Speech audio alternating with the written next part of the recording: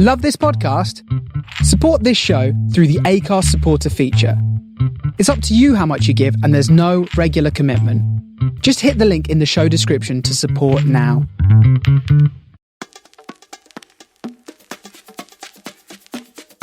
Hello and welcome to a new adventure. And like all the best adventures, it's shared with a good friend who happens to have a big contacts book and a sense of humour to match, as well as a vast motorsport knowledge and a stack of good stories. And you'd expect that from someone who's worked for Eddie Jordan. I'm Jonathan Legard and he's Mark Gallagher, and together we're at the controls, or to be more accurate, our guests are at the controls, because over the next 10 months we're meeting people who pursued their dreams with a passion and energy to succeed in business, sport and maybe both. These are men and women with a passion for cars or boats or planes, or in the case of one of our guests in this first episode, Mike Gascoyne, one-time Formula One technical director, all three. So, Mark, as you're reconsidering your carbon footprint after being grounded by the coronavirus, do you think it's a need for speed, danger, calm release, or maybe just too much money that brings so many people to boats, cars and aeroplanes, or all three in the case of Mike? You know, Jonathan, you can't get involved in motor racing or aviation or the marine industry without meeting like-minded people. We all love innovation, we love a bit of technology, we like a bit of speed, we like being at the leading edge of what we do. In putting this podcast together, it's amazing to then start to research and find out that people like Mike, I mean, they span all three areas. I have a bit of a chat with David Coulthard in this episode, and we want to hear stories. So we're going to hear lots of stories, quite a bit of Formula One as well, and have a bit of fun with it. But it's a cliche. But one word which sums up so many people, in fact most people in Formula One, I think, driven. And I know it's a cliche because that's completely what they do. So many people, and that's what comes through with Mike Gascoyne, comes through with David Coulthard, comes through with so many of the people who we're going to talk to, pilots, those who've earned yachts sold around the world, all those sort of people. It's this passion and drive to succeed and achieve whatever the adversity. So let me ask you a question. How long could you have talked to Mike Gascoyne for? Well, put it this way, we met in his pub in the Cotswolds, so therefore... I love it. You met in the pub. That could have been 24 hours. As it was, we had a chat for about half an hour. Is it his pub? Oh, yeah, absolutely. Okay. Very good. But yes, I could have talked forever because he's done so much, and so many of the people we were going to be talking to throughout this year have done so much, and it's just, Formula One is almost just a snapshot. That's why they've made their name, made their money, but actually, and was what given them their platform, but there are so many other facets, and David Coulthard is a prime example. Where did you see him? How did you manage to catch up with him? Because he seemed to flit around continents and time zones like someone just changes their watch. Yeah, but he flits around continents and time zones with me. And we've been working together very closely for about the past 8 years. We've known each other for, wait for it, about 30 years. We actually worked together before he got to Formula One. And as a result, we caught up in, of all places, the Nurburgring. So I was at the Nurburgring with him. We were doing an event and we then had a chat. So I'm sitting in the back of Skoda, of all things, on the way from Nurburgring to Frankfurt Airport, and sitting beside me is David Coulthard. DC, how are you doing? All good, all good. We've just been at one of our award-winning presentations, Mark, that we do from time to time around the globe. Aside from the money, why do we do these? Well, obviously business is business, and there's that part of it. But I think from my point of view, and you know, maybe for the listeners who don't know, we've known each other a long time, you know, way back beyond our careers in Formula One. So one of the things you'll know, probably better than those that only know me from Formula One or television today, is that I've always been the shy and retiring type. So the thought of standing up in front of a group of people and saying anything would have scared the whatnots out of me when I was younger. And even when I was a Grand Prix driver, I was pretty bad when it came to standing in front of a group of people to you know, direct content in a way that wasn't a thank you speech or in answering questions or something like that. So a large part of why I started to get involved in doing public speaking and events, obviously using the leverage point of Formula One, is it puts me in an uncomfortable place. And when you're in an uncomfortable place, you learn about yourself, you get better at it, and you therefore grow as a person. So this doing things with you is a lot easier than when I do it on my own, because I'm not up there naked alone. Basically, it's a shared responsibility. But as you know, we work on content together when I'm actually just presenting on my own, and that's a much bigger challenge for me.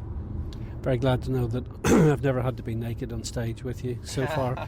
Anyway, it's interesting on a day like today where we've been at Nurburgring, and because we're at the Nurburgring, a proportion of the audience, even though they were from the world of e-commerce, were Formula One fans. And here you are, 12 years after you stopped driving Formula One cars. I mean, you had a queue of people waiting for selfies. And I suppose that's, in the case of Nürburgring, probably down to the fact that so many people in Germany associate you with what we might call the Schumacher era. Yeah, that period of Formula One, when I was 9 seasons at McLaren Mercedes, Mercedes were very active in how they promoted their motorsports program. So that meant that Mika Häkkinen and Kimi Räikkönen, my 2 teammates during that period, we were used in advertising, and some of that was print, some of it was wasn't really online in those days, but it was literally on television. So we filmed TV adverts, and that really meant that even today, for a generation of Germans, I have a higher profile there than would normally be the case. I actually have a memory of doing an event with you in Dusseldorf, and we went through airport security, and one of the security women said, "Can I have my photograph taken with you?" And then all her colleagues downed tools, and basically we stopped the whole of airport security so that you could have a photograph taken. I mean, your marketability in Germany's amazing, really. Yeah, again, I think it's from that generation where we were really promoted, and in all of Michael's success and popularity of Formula One because of him, then there was an element of, that pulled everyone else who was players in the movie along with them. But the Germans are particularly into autogram cards. They're used to people in the public eye having their own picture cards. So very often I'll get asked do I have an autogram card, which would never be the case in the UK. People might say, can I have a photograph, or can you sign this piece of paper? But they're quite specific about, having those very, designed and crafted autogram cards. So yeah, I have a profile here, which is nice to see. I remember doing an event when Nico Rosberg was still racing for Mercedes, and we had issues with the flight or something, and we found ourselves having to take a train together, and he couldn't believe how recognised I was. He was a Grand Prix driver and I'd retired, and he was like, you're quite well known here, aren't you? And I went, well, Nico, when you were still baby batter in your dad's ball bag, I was doing television adverts in Germany. So don't underestimate the power of television when a lot of people watch Grand Prix racing at that time on TV. Please tell me someone handed Nico their mobile phone and said, "Could you take a photograph of me with David Coulthard?" I would have loved that if that had been the case, because he's certainly quite fond of himself, but that never happened, sadly. A couple of weeks' time, Formula One heads down to Australia, starts the Formula One season, hopefully coronavirus notwithstanding. Do you have any what are your kind of expectations for this year? What do you think about Formula One 2020? Are we in for another Lewis Hamilton Mercedes walkover? Is it going to be a bit more exciting than that? What's your take on F1 2020? Well, it's interesting for me because I don't go to any of the testing anymore, and I haven't really followed that closely what's happening in testing, because I know, having been a driver, that if you're just focusing on a snapshot in history, then that actually hasn't always been a good indication of what's to be expected when you get to the Grand Prix. So I'll really turn up in Melbourne and discover the cars, watch what's happening on track Friday, start to build a fresh picture in my mind as to where they are there, because it doesn't matter who was quickest in Barcelona. All that matters is who's quickest when you're in Melbourne. So that will enable me to be quite fresh in my views and opinions. Easy money says Hamilton's the man to beat, but let's really keep an eye on Ferrari and Red Bull. They're the only other 2 teams that really can challenge them. I just did an event with Lewis Hamilton in Singapore and found him, at the age of 35, he seems to be in an incredibly good place. Yeah, I've got a real sense of watching his sort of off-season social media postings and having obviously seen him move around at different events. There's definitely a focus there. There's a steely focus. There's he's sending clear messages that he's fitter, he's hungry. If I was a competition, I'd be like, oh God, Lewis seems really up for it this year. And that's impressive when you consider he's been in Formula 1, this is his 14th season, he's won 6 world titles. He definitely wants this. And there's no guarantee just because he wants it, of course he'll get it. And in my mind, he could have been already a 7-time champion or an 8-time champion. The championship year with Nico was pretty close. There's been other championship years where, with a little bit more reliability, he could have won another title. So he is the benchmark. He is the Senna or the Schumacher of his generation. And I love to watch him because you just know when he goes on track, something exciting is going to happen. But he's a very clean racer, doesn't get involved in many stewards' inquiries. When he had that contact with Alex Albon in Brazil, he had apologised before he'd even gone to the stewards and accepted responsibility. It kind of probably spoiled the opportunity for the stewards to interrogate him as to expecting him to be blaming the other side. But he just went, no, that was my fault, sorry. 2 other guys I want to talk to you about, your old team, Red Bull Racing. Max Verstappen, the whole Honda relationship with Red Bull seems to have worked out really well. I mean, are they going to make another step, do you think, this year? I think so. To get the wins they did last year was a massive relief for Honda, and it's super important for Formula 1 that they were able to get those results because Honda, their longer term future in Formula 1 is not certain. We know from some of the other contracts that Mercedes will continue to be engine suppliers. Whether they continue to have their own team or not, still under debate. But there is a very changing world and economy, and it's changing so quickly because of the pressures on electrification.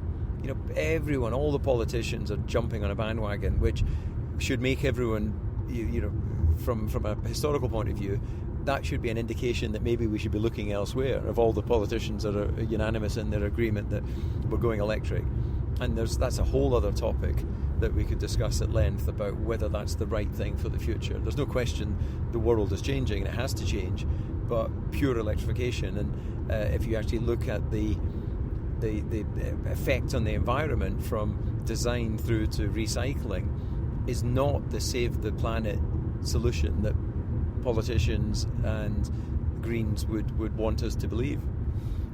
Another young guy, just to talk briefly about, obviously you live in Monaco, local boy, son of your hairdresser, Charles Leclerc.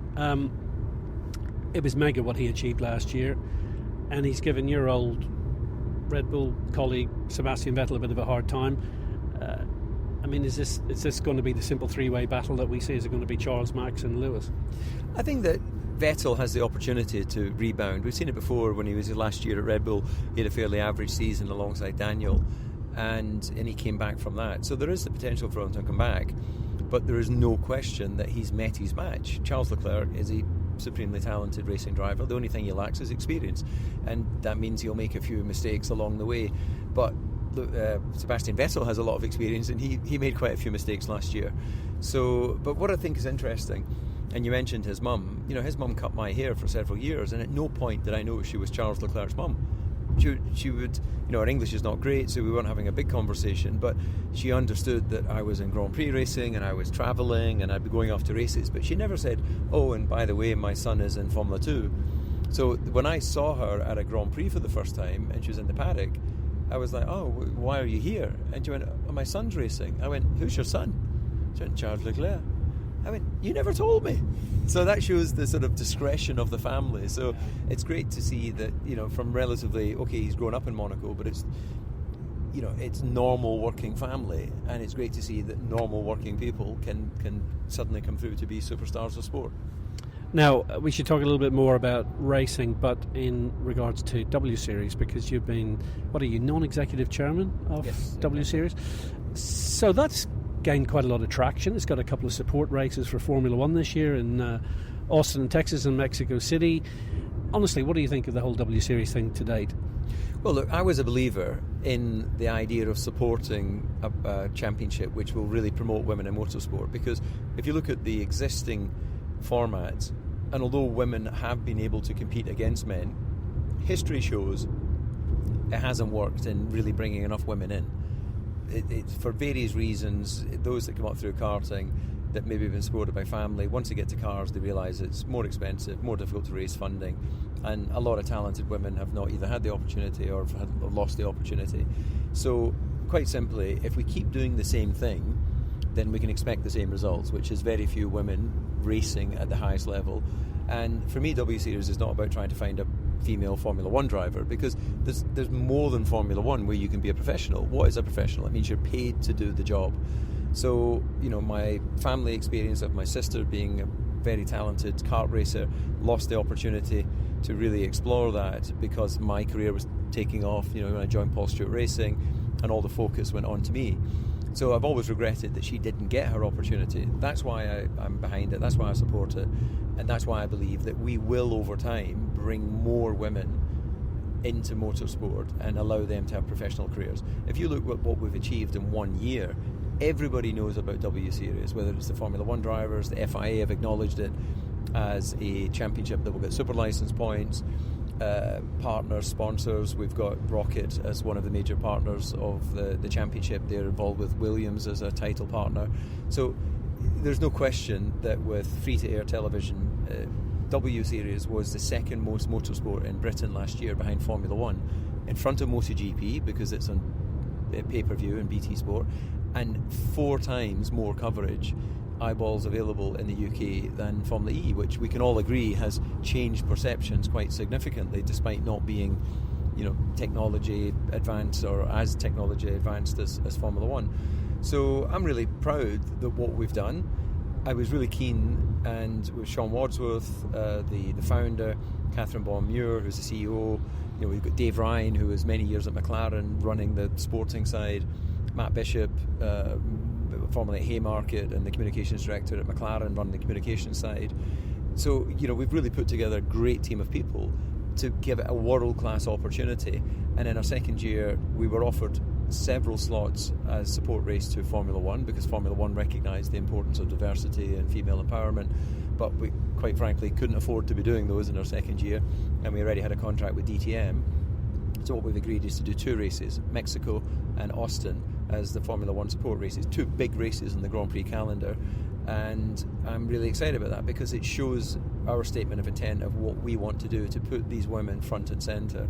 And the racing was great, and having the Jamie Chadwick come back for a second year, and Beitske Visser and various others, hopefully what we can do then is, like in Formula 1, build up name recognition with the emotion of the sport, which is the individuals behind the wheel. For all the talk that executives put into giving women more opportunity, the fact remains that you haven't ended up with a big queue of sponsors. So what's going on there, do you think, in terms of, the sponsors? Are they just waiting to see? I mean, if everyone sits and waits, nothing's going to happen. Somebody needs to get off the fence. Rocket have obviously done that. Yeah. But you need more than one sponsor to secure the championship's long-term future. Yeah, I think it's been a little bit chicken and egg. The presentations that we've gone to, then a lot of the larger companies, they get it, they understand why it has a place within the motorsports community, but they kind of really wanted proof of concept in terms of eyeballs and people watching and engaging with it. To ultimately, the bottom line is, for any of these executives in a role where they're having to decide where to spend their marketing dollar, they need to do it more than just on a belief. They need to have some sort of evidence that it is getting the response that we believed it would get. But so second year now, it becomes easier because and the fact that we've got growth onto the Formula 1 platform as well is another big opportunity.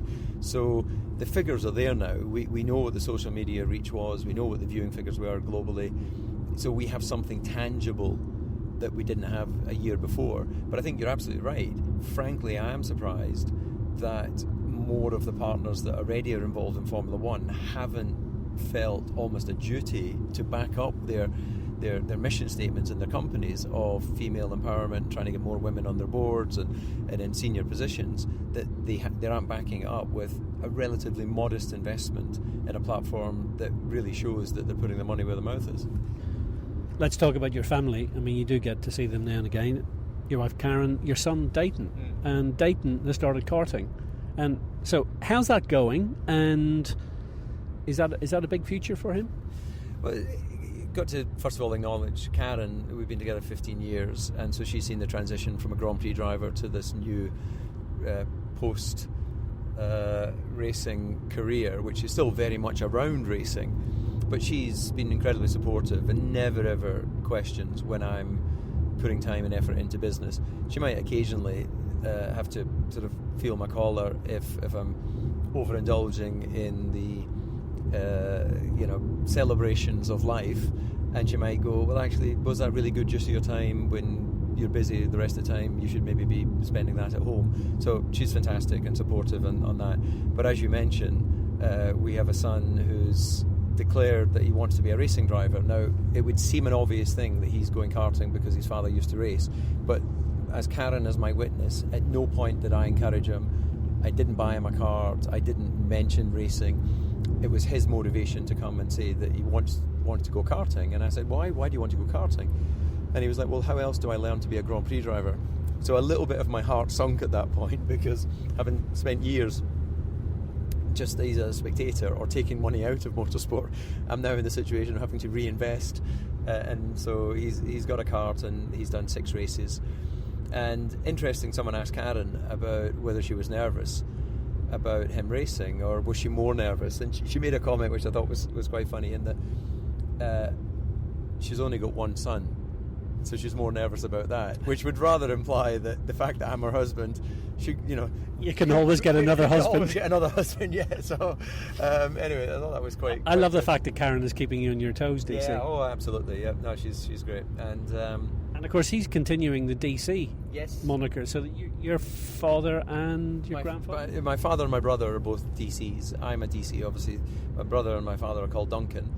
David, obviously, for me. And the reason Dayton is called Dayton is because our transport business, which is over 100 years old, was started by a great-great-grandfather called Hayton Coulthard. Hayton is a Scottish name. So quite simply, we took the H off Hayton, put a D on, and that's where Dayton became Dayton. And he's racing. I'll be with him the week before going down to Melbourne, another kart race.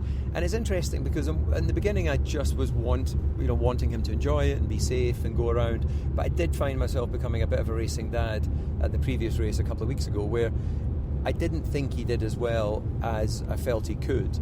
And I said, son, can we go and have a chat? So we went into the car and I said, I really don't think that was as good as you could do. And I feel really bad because he burst into tears. And I wasn't sure whether he was crying because he was disappointed that I was disappointed, or whether he was crying because he knew as well it wasn't as good as he could do. And in the end, I said to him, look, I don't want you to cry. I don't want you, I want us to enjoy this process together. But it just seemed to me that I've seen you do better than that. And he said, I tried my best. And I said, well, look, if you said you tried your best, then we'll never have to have this conversation again, because I'll never be disappointed if you're trying your best. But you've got to always try to do your best, because otherwise you're not competing, you're just going round in circles. And as I know from my career, I was not the best driver, but I always tried my best. DC, thanks very much for your time. Thank you. He was being very modest there, David Coulthard. I'll tell you a little story about DC. He raced for McLaren for 9 seasons, longest ever contracted McLaren driver.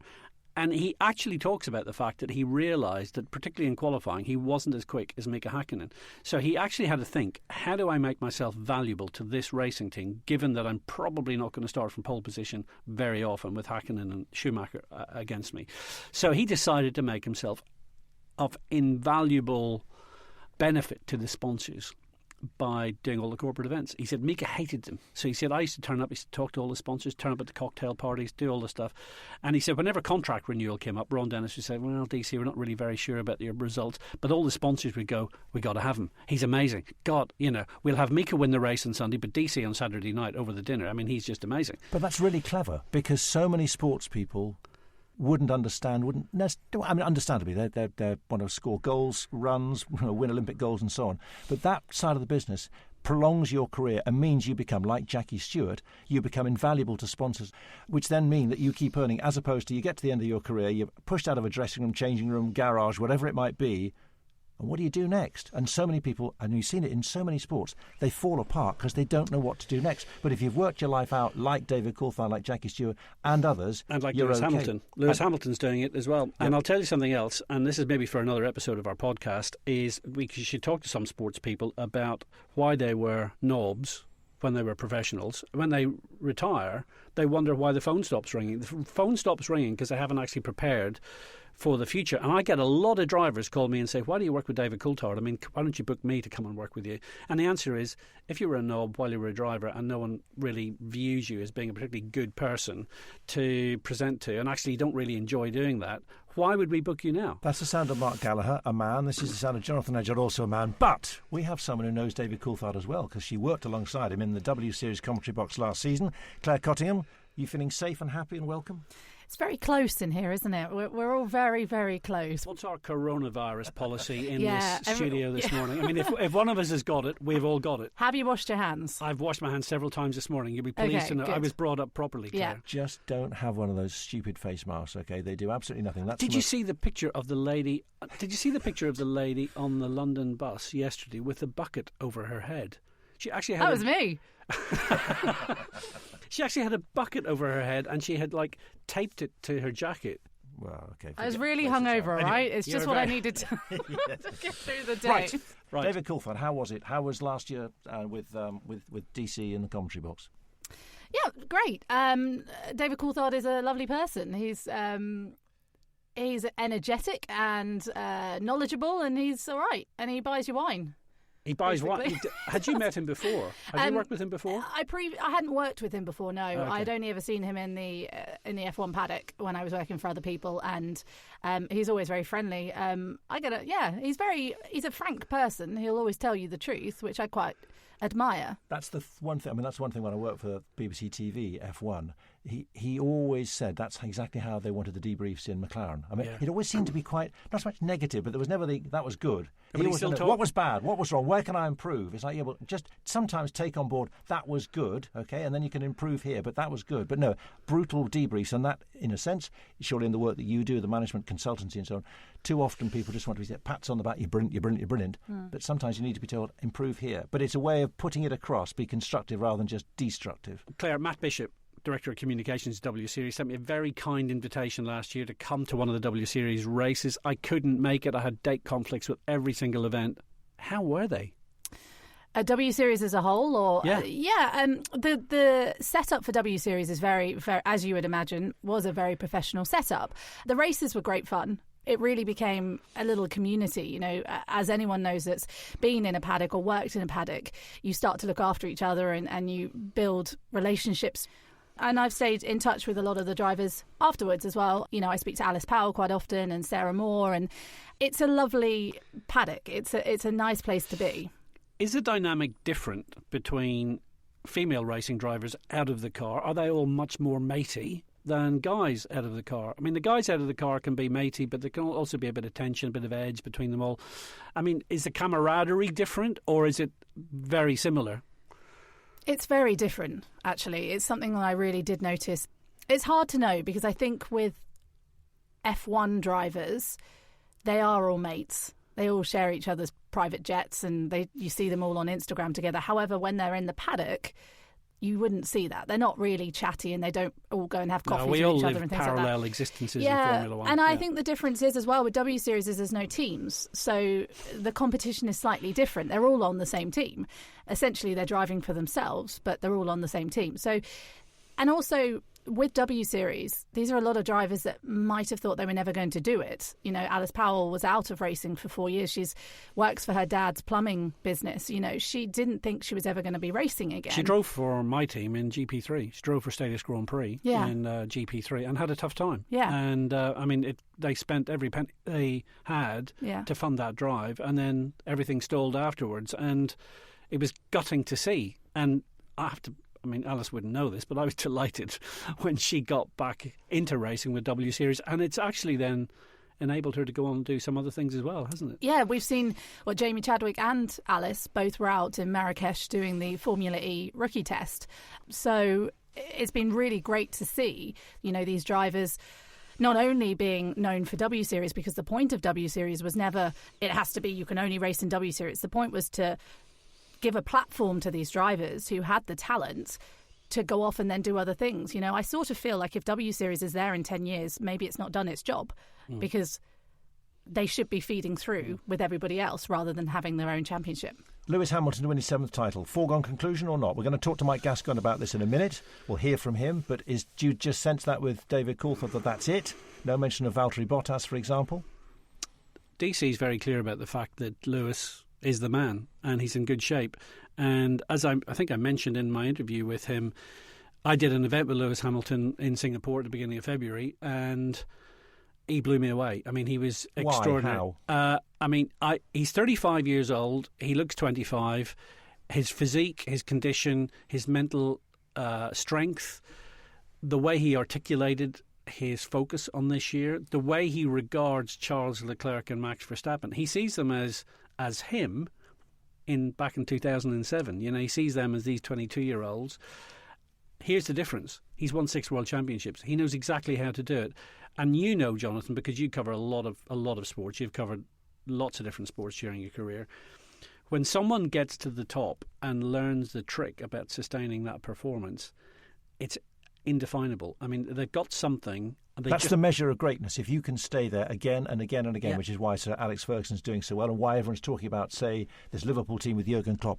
They've got so much more to achieve. I know that's not motorsport, but the point is they've not done the title just yet. They've got to keep it going again and again and again. What I found fascinating with Lewis is how much he's changed. I remember interviewing him for the first time. It was for the BBC, and I remember being terrified because he has this presence when he walks in. Everything's just, he's Lewis Hamilton, and he has he a big chain. He is immaculately presented. Oh, I mean, incredible. Like, I don't know how he has that much time in the morning. And then throughout the years, he's really warmed. And I don't know if that's just me. Maybe I'm warming to him as well. But he's really chilled out. And but here's the thing, Claire. He actually said to me, "I'm inherently me." No. He said to me, "I'm an inherently shy person." Yeah, that's and crazy. I think he is, and he actually has to learn what you're like. And I mean, I noticed when I was with him on stage, we were on stage for an hour. Eye contact is really important with Lewis because he wants to look at you, see what you're really like as a person. Can he trust you, what you're saying to him? Because, I mean, he's had so much trolling online. There's a bizarre minority of Formula One fans who have this hate thing going on with Lewis Hamilton. And the thing is, he's a fantastic guy, and he's incredibly down-to-earth on a one-to-one basis, and he cares deeply about the things that he cares about. I mean, we did a whole thing about the environment and animals and all the rest of it, and I can tell you from every element of what he said, his body language, he is genuine. He is the authentic article in the things that he's passionate about. He's in an incredibly good space. And the thing is, Jonathan, it is quite hard to see a Max or a Charles beating that unless they are given a superior car. And I don't think Mercedes have much to worry about in that regard. And on that note, you didn't mention Sebastian Vettel. That tells you all you need to know about where you think he's going to be, and maybe David Coulthard would say the same thing. I mean, let's see whether he'll last the season, but is he going to be a contender? I don't think so. Now, there are plenty of things which I like that, which I raised with Mike Gascoyne, who epitomises what we're talking about, why we're here. Boats, cars and aeroplanes. He's involved in all of them, and you'll understand exactly why we went to talk to him, because he explains so well how he's worked in all the areas. But he's also been a mountaineer, he's a businessman, he's sailed across the Atlantic as well, solo. Extraordinary man. We met in his pub in the Cotswolds. What was interesting too, here was a man who has done so well in Formula One, and yet actually that wasn't his real ambition. When I came into F1, it wasn't what I wanted to do. It wasn't the be-all and end. I wanted to be an engineer. I loved competitive sports, and when I sort of randomly saw an advertisement for an aerodynamicist at McLaren, I thought, well, actually, that hits the spot.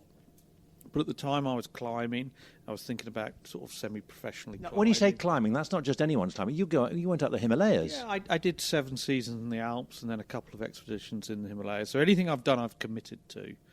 I love sailing. My dad taught me to sail when I was very young on the Norfolk Broads, and luckily I've been able to do that recently. But anything I did, I wanted. But I loved engineering as well. And I wanted to be an engineer, and I wanted to design things. I wanted to hand-on design things, which nowadays is very rare. And 20 years ago, 30 years ago when I started now, in F1 you could still be a hands-on designer. You made a car each year. And so I lucked in absolutely to the perfect thing for a young engineer who loved competitive sport to do. So I was very, very lucky and blessed. Here we are, first race coming up in the new 2020 Formula 1 season. How much have you dialed into, watched, kept across F1 testing in Barcelona? First race fast approaching. Are Mercedes the team to beat? Are you still excited in a different way? Because once upon a time you're on the pit wall, now you're from afar, but you're doing lots of other things to do with engineering. It's strange. I mean, I still love it because it was such an important part of my life for 25 years. And I love the sport, I love the drama, and that never changes. All the rubbish that's spoken about it. People like you who can talk for hours and hours yeah. and basically make it up. I absolutely love it because at the end of the day, when the lights go out, they used to go green in our day, but now they go out. I always used to say, F1 drivers, you talk about them, when the lights go out, there's nothing more you can do to help them. They're off down to the first corner at 200 miles an hour and they've got to sort it out. And that drama is real drama. It's like any fantastic bit of sport. It's like the finale in Ashes cricket, or it's like trying to get across the try line for a Grand Slam or win the World Cup. It's absolute drama and sport, and it's individuals doing it better than anyone else can do it. And that's fantastic. What you have in F1 is the technological aspect, in that it's a team sport because the team are designing that car. So I love this time of year where everyone's obviously trying to do their best. You've got the war of words. They're all promising. Read any press release. They're all going to win. They're all going to be fantastic. You used to do that as well, because you can't not say that, can you really? You have sponsors. You have everything. You've got to play that game, and you all hope. You all hope against hope it's going to go well. So it's a fantastic time. Do I have the same thing for it? No. I mean, I loved my 25 years. I was totally engrossed in it. When I left it, I didn't particularly want to leave it at the time I did. Now I'm very pleased I did, because there's a whole lot more world out there. And in F1 you do travel around in circles, both in the races and in the whole thing. So I loved my life in it, and I'm absolutely engrossed. I sit down, I watch every race when I can. But actually I don't mind if I miss one, because I went to 380 of them or whatever. So someone would say, would you like to go to a race? I've seen quite a few. I don't particularly need to go on. But they are great drama and great theatre. And the technology is different from my time. It's moved on. It's at a much higher level. But it's still fantastic. And I love that. What about this Mercedes dual-axis system? Are you any good on that? Could you sort of give us a layman's... no, you're shaking your head. Layman's view of it?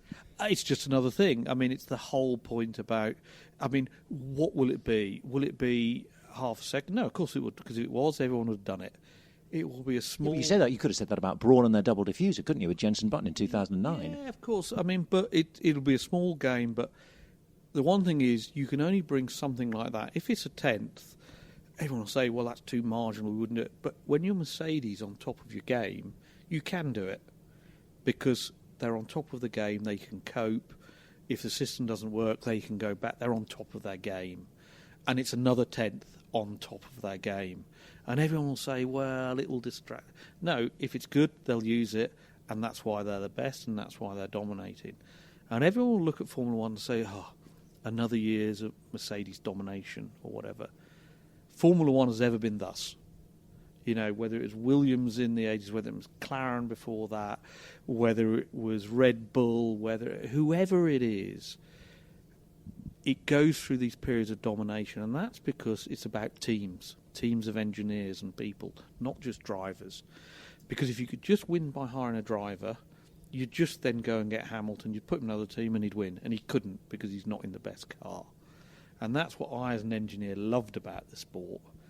And you build engineering teams over periods of time. You don't build them overnight. And anyone who's tried to do that has failed.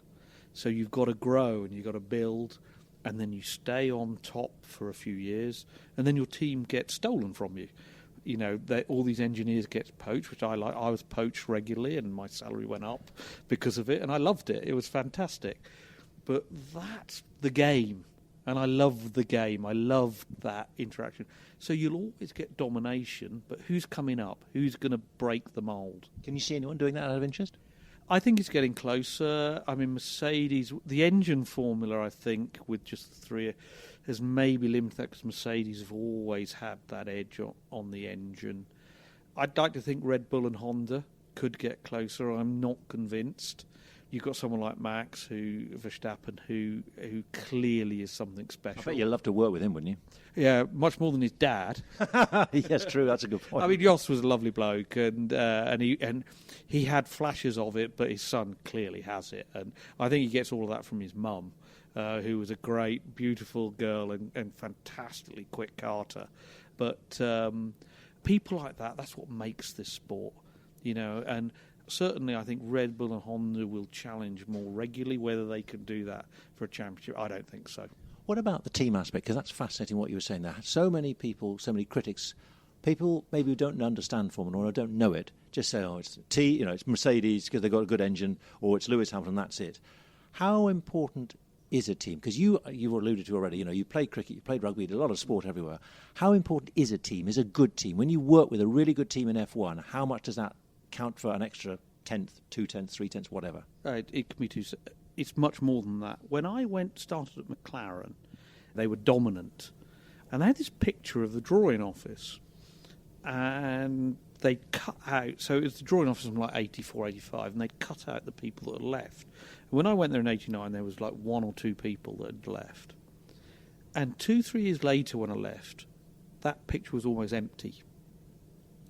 And that was at the stage they started losing. And that, for me, really summed up a thing. It's about teams of people. You don't copy in F1, because if you copy, who are you copying? Who's the winner copying? They can't be copying anyone. They've got to be leading. So when I went to teams, it was all about leading from design. And you develop your own in-house style of how you're going to do it. And you've got to put that team together and do that and build that up and learn and get better, which is something that happened, for instance, when I went to Benetton, Renault in 2001, and I left in 2003, 2004, but they won the championship 5 and 6. But that team was there. That they didn't step change from when I left to do it better. Bob Bell took over from me, and that curve just continued because we'd set up the team, and that had 2-3 years, dominant years. And that was typical of how you do that. And that, to me, as an engineer, is what's intriguing about it. And it's very difficult to do. You look in the 90s when Ferrari never used to do that. They used to try and buy in John Barnard and buy in a load of engineers. And after 2 years, they change it all again because it didn't work. And that never. You have to be longer term than that with engineering. You look at someone like James Allison, who's gone to Mercedes, who's done a fantastic job and is one of the best technical directors I think I've ever seen. Bob Bell, for me, who was the guy that first employed me at McLaren, was a great technical director, and I learnt so much from him. Harvey Postlethwaite, where's he? I thought, come on, this is the man who I thought he was your mentor. That's some different type. That's something different. I mean, Harvey actually wasn't the greatest team. What Harvey was a fantastic engineer, a cerebral, enthusiastic lover of engineering, much like I'd consider myself to be, and a lover of life. So actually in Harvey and myself, I think you see very similar people, although I was never as good as he was. But he loved engineering. He loved engineering. We used to race really hard, and at the end of the day, he'd pour a glass of wine and he'd pick it up and say, well, it wasn't a great day, but it's a nice glass of wine, and but 6 o'clock tomorrow we go again, and you push. And he loved life and he loved the sport. Wonderful man. Just picking up your point then about the value of team, how did you find it then when out of Formula 1 you're then into designing a race boat, a boat? You are so much on your own. So how did you react without that huge team environment? A lot of responsibility, a lot of pressure in that sense. but you wanted to do well. You never do things by half. So how much did you drive yourself on? How much was the motivation? And what was the working process to get to compete in a solo transatlantic race, which is a world away from being on the Formula One pit wall? I think two things. I think one, I'd always wanted to do that. So when I was kind of forced out of the Caterham Formula One team after the court case with Force India, which wasn't something that I wanted to do, and I didn't want to leave Formula One at the time. But I went to do the road car project for the Caterham Alpine project, which is something I wanted to do because I wanted to do other things. And when I did that, my partner, now my wife Sylvie, knew that I'd always wanted to sail and we knew Alex Thompson from Alex Thompson Racing, the Hugo Boss boat. She took me down there and basically said, you know, Mike's always wanted to sail solo across the Atlantic and race offshore, teach him how to do it. And it was a funny thing because we went out sailing and they said, well, he's a pretty average sailor. And I hadn't done a lot of offshore. They said, but the big question is, you know, mental. Can he sail solo offshore? Can he deal with all the mental side? And actually Sylvie, she said, oh, but that's just a given. It's Mike you're talking about, you know. He'll be, all of that's easy. The man with the nickname of Rottweiler. Yeah. Can you just teach him how to sail properly? And they said, well, that bit's easy, you know, is the other bit. So actually that I'd always wanted to do it, and I did the solo transatlantic. I then raced with... You can't just throw that away. You did the solo... I mean, how was that? Because I've seen some of the YouTube videos. I'm scared. Now, I never thought I'd hear Mike Gascoyne say, I'm scared.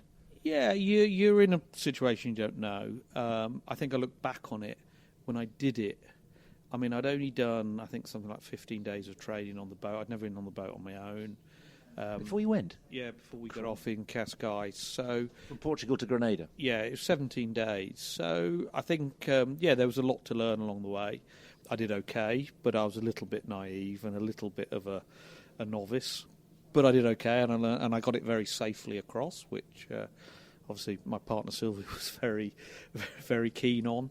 But it's part of learning and challenging yourself, and I think that's got to either be in you or it isn't.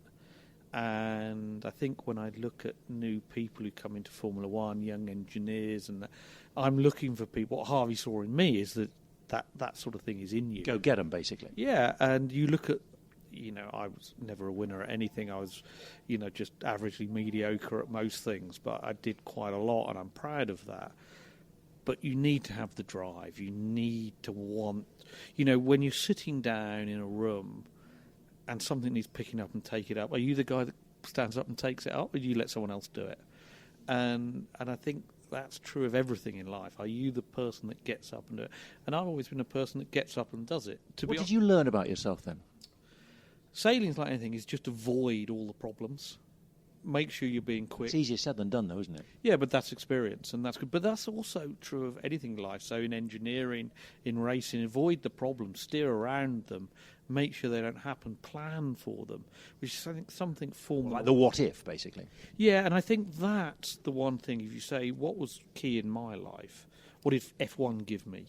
It's you plan for what if. You plan for everything. So you tackle everything with a real pace, not aggression, but you go for it, and you plan for every eventuality, and when they come up, you deal with them. So nothing's going to stop you. You look at other industries that I'm now working in aerospace, and sort of difficult to get thrown in, and it's just kind of like, oh, well, we can't do that then. No, we can do it. We just got to do this, we've got to do that, and we go around that way, and we do this, and we get them to do, and they'll do a report, and then we're there. And they don't have that outlook. Where in F1, that's absolutely essential. And although F1's changed a lot, I think that's still the same in F1. It's this, and it breeds people that just think, if I can't do it that way, well, then what's the other way I can do it? How quickly can I find another way, just so I just do it? And that's the best thing I ever learned, and what I really enjoyed about F1. Race car or racing yacht? I mean, America's Cup, for example, you've got Ben Ainsley doing his stuff, Adrian Ewing a little bit of his, helping out as well. Martin Whitmarsh was involved in the last one, former... Not particularly successfully. Okay, McLaren team principal. But, I mean, does that float your boat? I think in some ways, but do what you're good at. And when I see these things that so-and-so is going to design, there are very, very good yacht designers out there. And it would be entirely naive to think that you can come from something like designing racing cars and lay the hand of God and do it better than full-time professional yacht designers. That's not going to happen. I think what we do, when I started my company MGI and now moved on to vertical advanced engineering, what we try and do is take the lessons from Formula One and apply them. We don't think we can do them. We're just applying what we've done from F1 in terms of lightweight composite design, for instance, that can make something better. We don't think we can design a new boat or a new plane. We've got techniques to make it lighter, stiffer, stronger, better, but we don't think we can do the core business. And I think it's very naive when people sort of say, oh, let's go, Mike, why don't you go and design a boat? I don't know how to design a boat. It would be naive to think I did. Okay, then. But what about, let's pick up you mentioned the company, then the vertical aerospace engineering. What's the goal there now? Electric aircraft, which is, I'm sure, many, many companies, airline companies as much as Boeing, etc., aerospace, etc., they would love to know, how far down that road are you? Are you a major competitor? Are you a major innovator? I think all of that, yes. So we did some work for a guy, Stephen Fitzpatrick, who is owner of Over Energy, but also owned the Manor F1 team for a year. And working with him, he's a guy with a great vision in terms of clean energy, carbon-free energy, and also carbon-free aerospace and air travel. And it's kind of the holy grail of the aerospace industry, this air taxi, solving our inner city transport problems with battery-powered vertical takeoff air taxis, basically. There's something like 600 startup companies all trying to do it, your Boeings, your Airbuses, and I think if you go and stand outside and look up in the sky and wait for one to fly by, you may be waiting quite a long time because they're not up there. And there's a reason for that, and that's because with battery technology and the weight of batteries and the weight penalty, you've got to make a very lightweight plane, and that's a very delicate formula to work, and people are struggling to do it. And I think the industry that knows how to do that and design incredibly lightweight carbon structures is not aerospace, it's Formula One. Because Formula One is a very unique business model because it's not a commercial business model. Formula One spends money on making things lightweight to get incredibly small gains that commercially would not be viable. No, because you'd never get your money back for doing it. But Formula One does it because of the investment and the return the companies therefore get in terms of media and all of that. In engineering terms, you can never afford to do that. So what you need to do is take those advances and apply them in other industries, and that's what I'm trying to do in vertical aerospace, and that's what Stephen Fitzpatrick came to me and asked me to do for him because he identified it, having been in Formula One and electric aerospace. So I think we can solve this weight problem. Formula One is uniquely positioned to solve this weight problem. And that's what I find as an ex-aerodynamicist. I started as head of aerodynamics. I did my first degree and PhD in aerodynamics at Cambridge. So designing an aeroplane, was always a great goal of mine. But I've got a unique set of skills and access to a unique pool talent around the Oxford area in the UK that has all these Formula One teams. All your F1 friends? Yeah, all the right ones. But there's a pool of expertise that can do something that aerospace is struggling to do. And what's the schedule for this? How soon are we going to see? Oh, I think you're going to see your plane doing that vertical takeoff, vertical landing. I think you'll see it this year. Really? Yes, doing that. I think it's a very progressive market, and the first in will be and vertical. You reckon you'll be first? One of the first two or three. Yes, certainly. I think we've got a unique opportunity, and I think if anyone can do it, we will. One final point, just above you in this very nice Mousetrap Pub, there's a Fernando Alonso helmet. How'd you come by that? Did you buy it or did he say, thanks? Ferdy said, Mike, you've been a brilliant technical director, all yours. I think if you read the visor, it says, "Thanks, Mike." I can't see it from here. Oh, yeah, it does, actually. No, I do. Hey, nice. Question, yeah. So when Fernando drove for us and that at the end of, I think, his first season in Renault, he gave me that helmet. And so it's nice to have things like that. There's a Jarno Trulli helmet somewhere around and that. So nice reminders, but I think always be challenged by the next thing. Nice answer. We're going to end it there. And you know, my big achievement of the day, you've only had about 2 sips of your wine. Now, that Harvey Postlethwaite would have got through at least a bottle while I was talking to him. But anyway, so well done. Mike Gascoyne, great to see you again. Thank you very much, Jonathan. Lovely to talk to you. I think you enjoyed that conversation, didn't you? I did. I did a fantastic event with him in London a few years ago. So I had a big client at the London Business School, and they wanted a lecture on failure. And I phoned Mike, which was quite. I bet he liked that. He loved it. Mike, I said, "Hi, Mike. Failure. Can you come and give us a chat on what it's like to fail?" And actually, but specifically, the thing I wanted him to come and talk about Toyota. Came into Formula One, spent 8 years, spent a couple of $1 billion, never won a race, disappeared.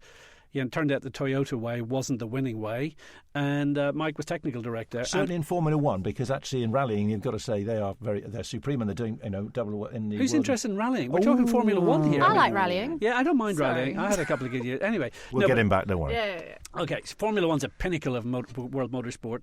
Please send your complaints to Jonathan Legard at thecontrols.com. Anyway, the reality is that he came and he was fantastic. He came and he talked about why the team spirit wasn't there at Toyota, why it took so long to get a decision made from Tokyo.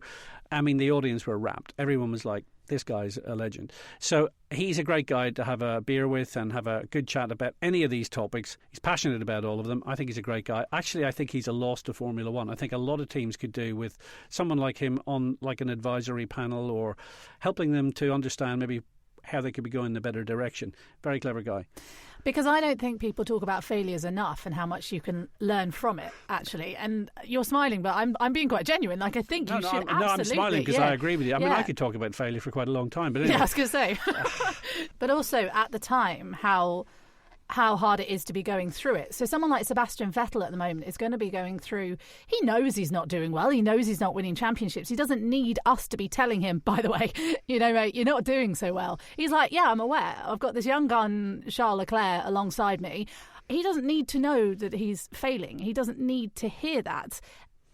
And what he's going through at the moment, it'll only be in a couple of years' time that he can actually look back and go, okay, well, I've learnt from that. Question for you, Claire. Mm-hmm. I mean, you've been in the paddock, you've seen Sebastian, you've interviewed him in the pen and all that kind of stuff. Do you think he has the demeanour of someone who's questioning his place in the world? I don't know about his place in the world, maybe in the paddock. Place in the Formula One world. Yeah, absolutely. I do. And I said last year when I was working in the paddock, he felt to me like he was a broken person. I felt the passion had gone completely. And we've got this Ferrari story now, which I want to get you on, because as much as being very successful with Jordan, you also were Chief Executive Officer for Cosworth Engines. No, I wasn't. I was Managing Director, actually. But there we go. Anyway, that's fine. Splitting hairs, it's still an important man. I appreciate the promotion, but, Ferrari Power Unit, let's get onto it. Let's put him on the spot then. Ferrari Power Unit not operating within the limits of FIA regulations. The FIA, and I'm quoting from their press release just recently, was not fully satisfied, but decided that further action would not necessarily result in a conclusive case due to the complexity of the matter and the material impossibility to provide the unequivocal evidence of a breach. That's a heck of a few words I managed to get through without stumbling. But nonetheless, so therefore, Thank you very much indeed. We won't get to the bottom of this, and it's not really worth it. So on we go. And of course, as we know, Claire, 7 teams in Formula 1 are now protesting, and they're very upset. So... Yeah, I think it's incredible, isn't it? Firstly, well done on that statement, because that's got a lot of words that I would have messed up. I mean, I think the question we're all asking is, do teams cheat? Teams innovate. And so you also a press officer? And actually, yes, I was a very long time ago. So look, when you've been press officer for Eddie Jordan, you can dress up anything. I mean, for goodness sake.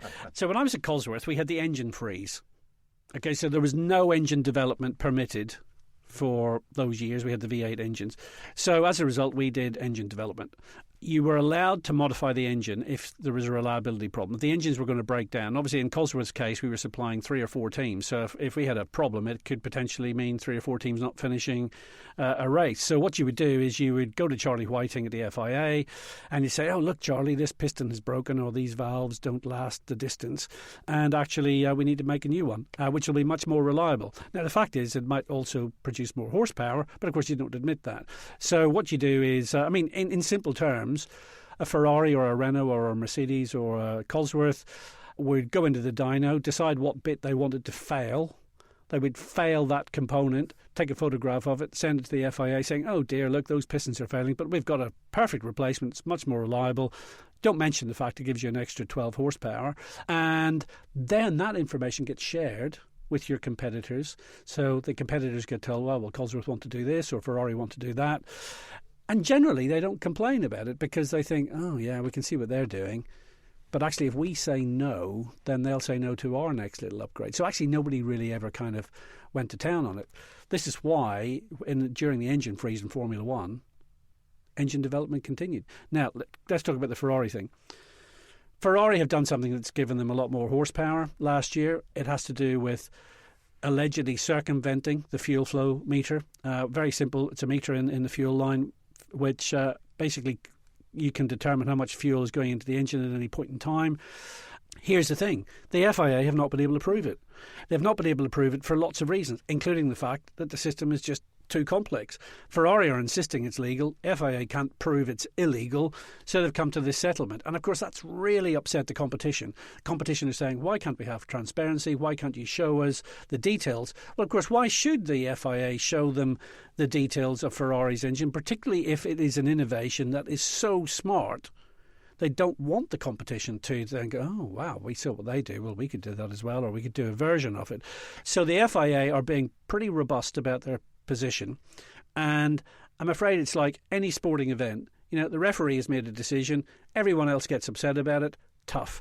That's what the regulator is there to do. It doesn't mean that Ferrari have been cheating. It just means that the FIA have decided this is my water under the bridge.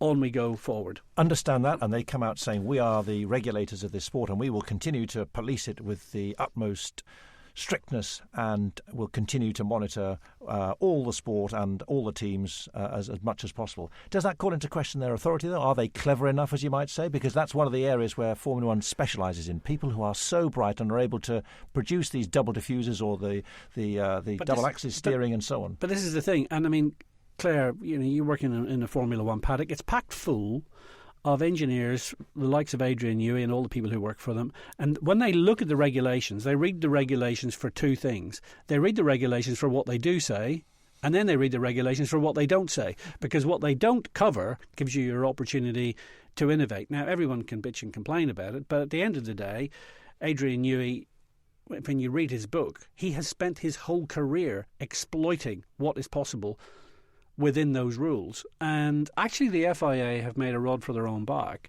by coming up with this quite convoluted statement about we've reached an agreement and a settlement and all the rest of it, and then everyone just smells a rat. Bring it back from talk about the rules, and we can wrangle away and discuss for as long as we like. Bring it back to the purity of racing. And I'm going to take you back now to 1950. So as you know, I spend part of my winter each year in Australia, in the Barossa Valley, and I didn't know that just down the road from where I have my house there, the Australian Grand Prix was held in 1950. So I set about tracking down someone who'd been to the Australian Grand Prix in 1950, and I came across the very person, Viv Fiebiger, lovely guy, 82 years of age, and he spent a bit of time chatting to me about the event. I would have been 10 going on 11, 11 going on 12 probably, if I really think about it. So the drivers in the Australian Grand Prix in 1950, I mean, you as a young lad, people like Doug Whitford and Lex Davidson and Tony Gaze and Stan Jones, who's the father of Alan Jones. I mean, these drivers and their machines must have been pretty special to witness. Oh yes, we were in awe of them. We thought they were very, very brave. We thought this was the most dangerous thing we'd ever seen. But looking back, they only had a crash helmet on and a pair of gloves and seemed to be sitting in a pair of overalls. There's no fireproof anything. I don't even know they had a fire extinguisher. Not like we're all geared up for today. But no, that was exciting, and we all loved that. And talking about safety, I mean, I've been looking at photographs of the race. There isn't much safety protection for anybody, including spectators. But I understand Bill Seppelt, a rather famous name in the wine industry, had a unique way of testing the safety features around the circuit. I find it fascinating. Mr. Colin Gramp was telling me about, he was at the Gramp organisation, were in charge of putting up the safety barriers. The safety barriers, of course, was hay bales, just the ordinary square bale. And so on the very first day that they were put up, Mr. Colin Gramp said to Mr. Seppelt, do you think these are safe? And Mr. Seppelt said, well, I'll test them. Hopped in his Buick Straight 8, put the vehicle into reverse, slammed into the bales, didn't move them too much, and said, yep, that's a safe barrier. I love it. That's crash testing 1950s style. In those days it was recognised, accepted, nobody questions it. You have to laugh at it today. Yeah, absolutely. So admission was adults 4 shillings, children 1 shilling. Of course, you and I were discussing before that at this time Australia was still using the pound sterling as currency. Yes. So 4 shillings and a shilling, was that a lot of money? Or was that... 4 shillings would have taken some finding because we're just getting from the war when we were on restricted everything. We had ration tickets for food, we had ration tickets for fuel and everything else. Things were just financially starting to come good. But 4 shillings would have been a fair effort back in those days.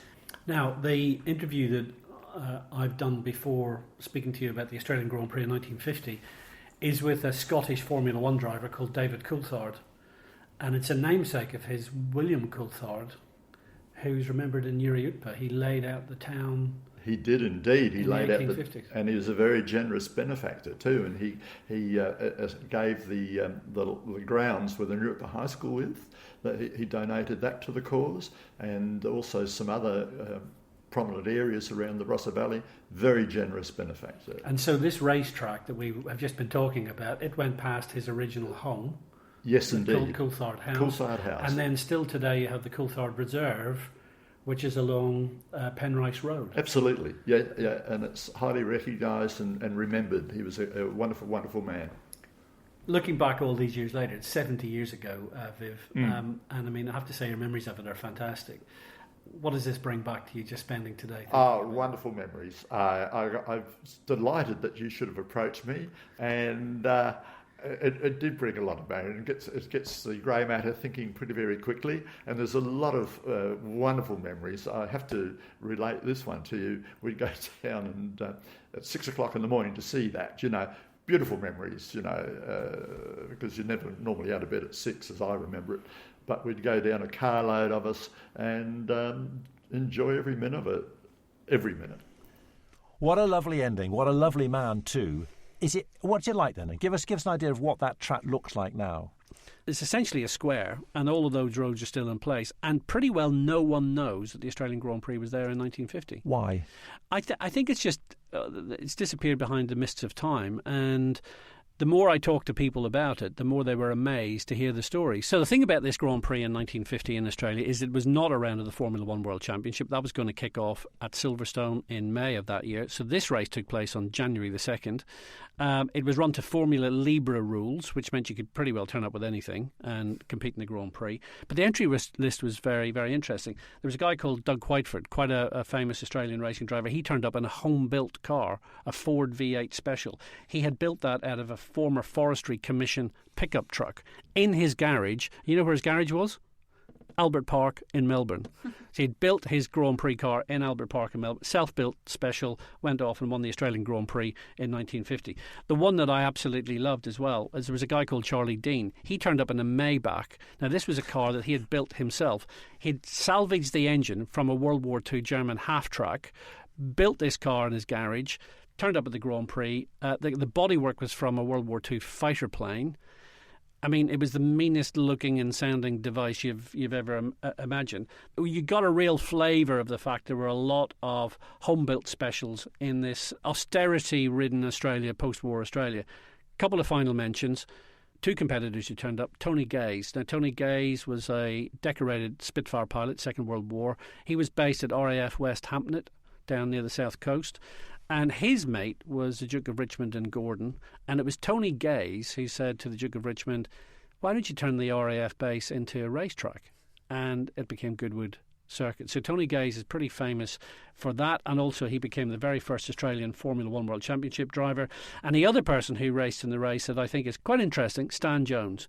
So Stan Jones was a mate of Tony Gaze's. Tony Gaze had actually sold him his car. It was an HRG, and Stan Jones turned up at that race, and he is of course the father of Alan, who won the World Championship for Williams in 1980. So the more you dig into that 1950 race, even though it wasn't a round of the Formula One World Championship, even though there were people turning up in home-built specials and all the rest of it, there was actually quite a lot of heritage in motorsport happening at that event, and plenty of good stories to come from it. We better stop talking now, because this has been a long list, and I'm sure for a lot of people going, what? This is more than an hour. Claire, to just give a hint of what's coming up in the next edition next month. Yeah, next month we're going to be talking to trans racing driver Charlie Martin, who's raced in Ginetta GT5s, and she's done a lot with Racing Pride and things like that. She talks a lot about her past and her transition to who she is now, and it is a fascinating listen. She was so open and so engaging. We're on Twitter, we're on Instagram, and also all podcast platforms, Mark. So on Twitter, we are @Controls, and on Instagram, it's the @The_Controls podcast. Thank you very much indeed. And questions, suggestions, recommendations, whatever you like, we'll look forward to hearing from you. #BeKind. And we'll see you next month.